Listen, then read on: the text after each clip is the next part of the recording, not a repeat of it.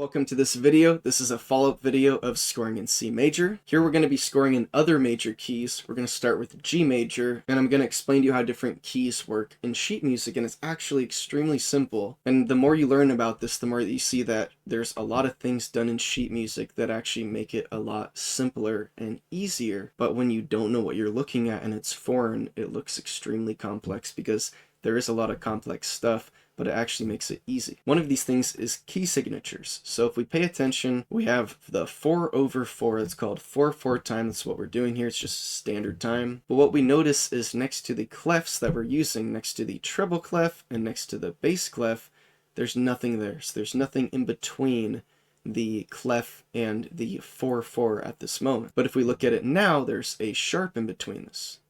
Now we need to pay attention to what note this sharp is on. So we see here in the bass we have an F, and we see in the treble we have an F. It's both a sharp on the note F. Now to understand this, you're going to need to study your circle of fifths. I'm going to link a video down below about this. It's going to make this a lot easier. You're also going to want to have the circle of fifths somewhere printed out, maybe on your phone, somewhere where you can look at it. Okay, and that is how you're going to be able to make sense of all this. Okay, so now if we look here at the scale that I did with the Roman numerals, the only thing that I need to do here is make this an F sharp. I just wanted to make this as not intimidating as possible, and here we see the only thing we're working with is one note with a sharp, and that is F. Furthermore, what I was just explaining is that there's a sharp on the note F on the bottom and on the top. What this means is now we don't even have to think about this when we're actually putting the notes down. Because what you're going to see is if that I put a note F here, and even if I put the note F here, since there's already an F sharp in what's called the key signature, that's telling us every time we see an F, it's already going to be the note F sharp. So again, we don't have to think about it. Just like when we were scoring in C major, we're just writing notes down on the lines and in the spaces, and all the things that have to do with major, minor chords, and even sharps and everything like that are all things that we don't have to think about when we're writing the notes down. These are things that we have the option to think about. We can have the knowledge of this and understand what we're doing more. But as we can see, when we're writing music, the main focus is just writing the notes. Okay, now this time, instead of doing 4 measures, I'm just going to simplify this to 3 measures, make it a little easier here. It is a good thing when you're in 4/4 time to have those 4 measures, but the whole point of this is just making this simple. Okay, so I'm going to start really simple in this one. I'm just going to start with whole notes to begin with. So I'm going to start with chord 1, G, B, D are going to be my notes. Oftentimes you start with the first note of the first chord as your first note in the bass voice. So you do a G. This time I'm just going to do a B. We're going to be able to hear the sound of this now. And then I'll actually have a G in my top voice right here. And for now, I'm just going to have those 2 whole notes. We're just going to work with 2 voices in these simple scoring videos.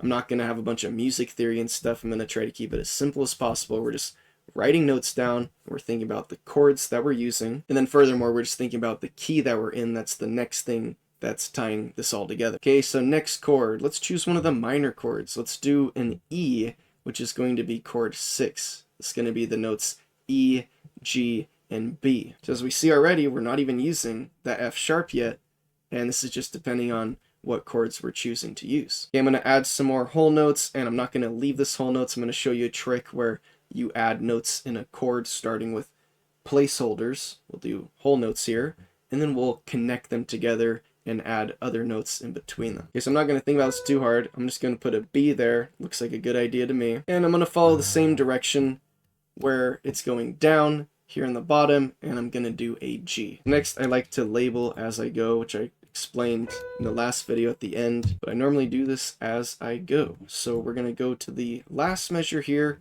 We're going to add our last chord. We'll keep it real simple, just take it back to G. Now I could use G an octave down, try to make this interesting. I'm not going to try to overthink this, but since I already started with G up here, I'm just going to stay within that same range here just because it's such a short passage. This can make it a lot easier to remember and to follow as it goes. Okay, last note, I'm just going to do a G again. This might seem kind of boring, but again, I'm going to add some more notes here. These are just the placeholders for now. So let's see what I'm going to do. The first thing I'm going to look at is the top voice. I see I have a G here, and a B here. There's a sixth between those, so 6 note difference. Okay, so think about the notes in the chord. I went down to a G here, so it just goes down an octave actually. And then there's a 1 note separation between this G here and the B after it. So I'm going to fill that in with a note here. And it's also going to help the fact that we just went down an entire octave, and now we're going to step back up. This is called a recovery, when you leap somewhere and then you go normally in the opposite direction, just up steps, kind of making it nice. You're recovering from that leap. And we do see this is a passing tone, and this is fine because we have a note in the chord here, and we have a note in the next chord here, and we just are choosing a note in the middle of that. I'm going to try to make this as simple as possible. So simply, that's what's going on here. Now we can either choose to look at the bottom voice, we can look at the top voice and stay there, and we could even look at the last measure, let's say, because we only have 3 here. Let's actually do that, and let's go with the very last note, and I put this G here, and the reason why I put this G here is because I want to end on this note. So let's make sure that I end on this note, and to do that, I'm going to put a G here. I'm going to delete this G before that. That was just the placeholder. And I'm also going to end on that half note, just like I started, as a sort of slower beginning, as a sort of slower end. Okay, now I actually had a reason to put that G there. So it's good to have a reason for things. For example, if I'm looking here at this bottom note, I could think I chose this G here at the end. So I'll have this G that I chose as my placeholder, and I'll keep that in the beginning, let's say, as a quarter note, and then I'll choose what to do after that. But in fact, that's sort of random, and there's not a reason why I'm really doing that. So instead of doing that, I'm just going to keep it as a placeholder. I don't know what else I'm going to do around this, and it's probably going to affect what I want to do when I get here. So now the next thing I want to do is figure out a way of how I'm going to get from this second bar here, this whole note, to this last measure, and then how I'm going to connect that. And although I want to spend some more time connecting everything in the top, I have not looked at the bottom yet, and it's all about balance. So let's look at the bass line a little bit. We start with a B, and we have a G above that. In the last example, scoring in C major, I was saying it's not always good to start with multiple notes in the beginning, depending on the style. This time, I do actually want to have both these notes playing, so I'm going to keep that in the beginning, and I'm actually going to have them play together to kind of have a nice slower opening with that half note. And now I see I have a half note rest here, and I see there is a 1 note difference between the 2 notes here. Now this is where if I chose to do a passing tone here, it'd probably be a little weird, because it's going to be that note outside of the chord. Being a half note, it's going to play at the same time as this note that is in the chord, and then with this note that is outside the chord. While that might seem interesting, I don't think it's going to sound very good. So let's just listen to a playback of this, and you can see if it sounds good. Maybe this is something you're going to do.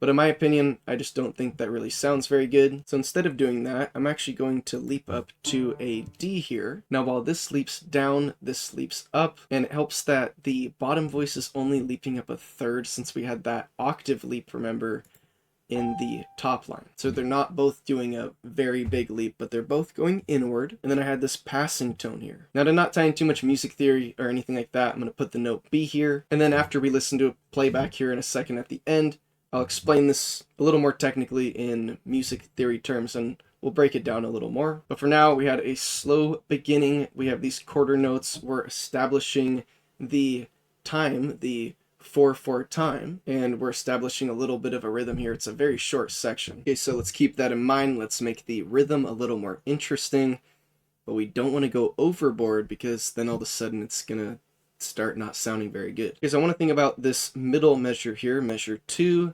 We're using chord 6, and that's E. E, G, B are the notes we're working with. We already have a G and a B. We want to get this E somewhere in here. So I think B is a perfect place for that note here in the top voice, and I'm going to keep that there. And then I'm going to put an E here as a placeholder. I don't know if I'm going to get there at the end, or if I'm going to get there on beat 3 here like it already is, but I think that's a good thing, because I'm going to be making my way up towards the area where I end on the G here. So I have that for now. Now let's look at the bass voice. I also think this is a good place for this note here, this G. because I have a G, B, and a D. Without thinking about it too much, I think this is good. B would be the same note, so don't really like that. I could do a D, but just by looking at this and experience, I think my personal better choice is going to be going down to this G here. I'm not thinking a whole lot about much, just sort of instinct here. What I am paying attention to is that I'm not leaping between notes too much. I had this 1 octave leap. Other than that, things aren't too spread apart, because those very spread apart moments are going to stick out. And if you have a whole song that everything is just skipping around, it is kind of going to be hard to follow. It's going to have that discombobulated nature to it. And when you have these notes that are steps away from each other, or the next thing would be the third, where you have a line to a line or a space to a space, these are very easy to follow, keep track of when you're listening to it. And it just flows nicely as a melody or bass line. Last thing I'm going to talk about before I add some more notes is that it is a common thing to teach that it is better to add more leaps in your bass voice than in your melody. And of course, following this is going to curate a different type of style, or a certain type of style. So that's why it's good to kind of take some of these rules with a grain of salt and just use them as a tool or an option that you can choose to do, but it's not something you have to do. Let's add some notes now. Here we're thinking E, G, B, and we're looking at the placement of everything. I'm looking at this bottom line, and I see that I have the note G, and then I have the note G here in the next measure. Now this can serve as a challenge. How do you get from here, this note, to here, which is the same note, and add something interesting in between it? I think the best advice is just not to really overthink it very much. So I'm actually going to show you something where I work backwards. I'm seeing with the general shape of everything, I want to approach this in a step to the G, and to do that I'm going to work backwards, and now I ended up with a B going down to A, which goes down to the G. So I do have all the notes in the chord E, G, and B throughout this measure. Here in the first 2 beats we see that I only have the note G and B, so I could add the note E. If I chose to do the E down here, that's already going to get pretty low. I haven't seen anything this low in the entire song before. In fact, before is the lowest thing that's occurred, and at this moment is the lowest thing that occurs throughout this thing. If I add this E here, not only is it going to be a little low, you start to really notice it's getting lower in the register once you get below this bass line specifically. Especially when you get down here to this note B, you're really starting to notice it. And then on top of that, literally, here in the top line, we're going up, and we're getting higher up to prepare us for the very end. So let's go with the flow, and E is the option, but we can choose E, G, or B because we're just thinking about chords here. But then again, it's good to take a deep breath, not overthink, and to look around a bit. We see there's only a third between the note G and B here. What this means is that there's one note in the middle of both of these notes, and in fact we have a rest. So let's use this to our advantage, because when we look at the bass voice, we actually have not had any what is called stepwise motion yet, where one note goes to a note the next note after.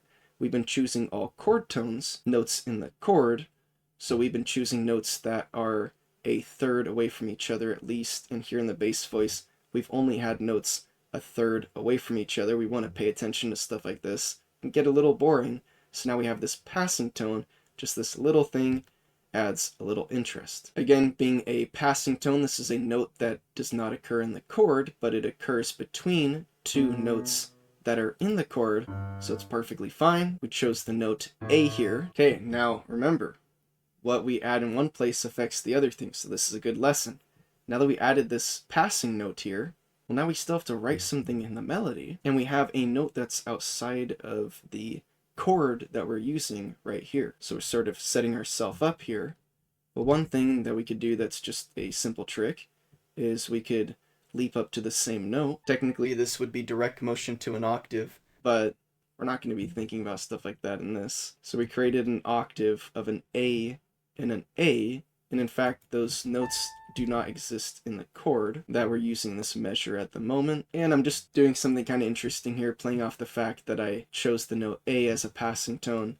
So I'm going to choose the same note here, I'm going to leap to it, and then I'm going to go down, and as you see where I go down to is actually a note that does exist in the chord. We have the notes E, G, B in our E chord, and we have a note G here, and then the note G goes down to the E. Although doing this whole thing may not be something that's very standard, it's something that we can do, and I personally like to do things that are not standard because then it has a different sound. If you keep trying to do the same things that everyone else is doing, it's going to sound the same way. Again, I'm trying to not throw too much music theory or anything like that, and I'm going to explain maybe a little more at the end after the playback, so I'll save anything more for the playback. Okay, so now I'm just going to finish this up, wrap this up.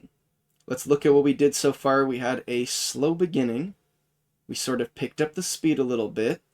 We established a kind of rhythm here with some quarter notes and the half notes, and we also have very clear those 4 beats. You see that especially helps with the bass voice here in measure 2, 1, 2, 3, 4 quarter notes, literally playing the 1, 2, 3, 4, which highlights that 4/4 time signature that we're in. Okay, furthermore, we added a little interest here. Things sped up for that quick moment after a leap. This leap also occurred while something kind of interesting happened, and then it goes down to this half note here. So since this is preparing us for that next measure, I'm just going to make this really simple, and I'm going to choose the note D. D is just 1 step below the note before this. It's also a note in this chord, the G chord, which has the notes G, B, D here in this last measure. So we have that D, and then it goes up to the G. And all there is left to do is to choose what to do in this bottom voice here. Okay, and this is what I chose to do. I turned the G into a half note, and then I just went up an octave and chose G on the next note. So we have these 2 half notes on the last measure. It's just going to help to have that slow ending to let us know that this is going to be the end. And then we have this leap in the register, something that's just going to catch our ears that will add to the fact that this is the ending of this. Okay, so let's listen to a playback.